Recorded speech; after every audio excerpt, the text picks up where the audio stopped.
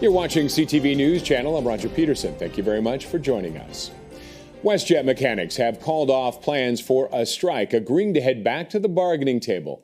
But there are still customers scrambling from preemptively canceled flights. We were hoping to get home earlier, and now we won't be getting home till 1 o'clock tomorrow morning. The union for the 670 mechanics pulled its strike notice when talks picked up again. The mechanics are looking for better pay, benefits, and working conditions. The union rejected WestJet's first offer last week. The airline had canceled about 40 flights in anticipation of a strike. WestJet says it is working to resume normal operations as quickly as possible. And for more on this, we are joined by CTV's Scott Hurst. Scott, thanks for joining us. Some good news for passengers on WestJet.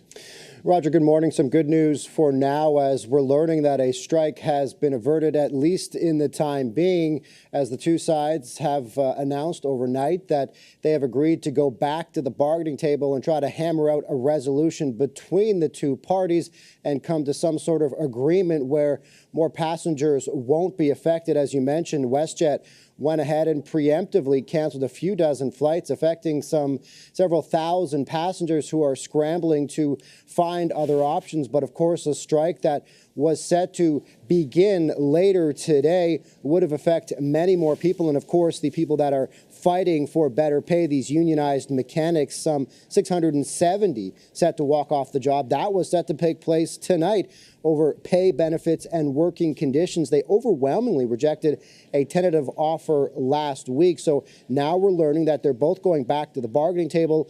WestJet had requested the Canada Industrial Relations Board to intervene, a move opposed by the union. And in a latest statement from the airline, WestJet saying the CIRB would need more time before making a decision whether arbitration is the best way to reach a collective bargaining agreement. But in the meantime, this is good news for some travelers, as it appears that WestJet will try to get back to normal operations and won't have to cancel many more flights at this point, as the two sides are going back to the bargaining table, Roger. Yeah, I imagine there are a lot of nervous travelers right now, especially if you've booked already with WestJet. We already saw how many, 60 flights was it yesterday that were canceled because of the potential strike. People rethinking their travel plans?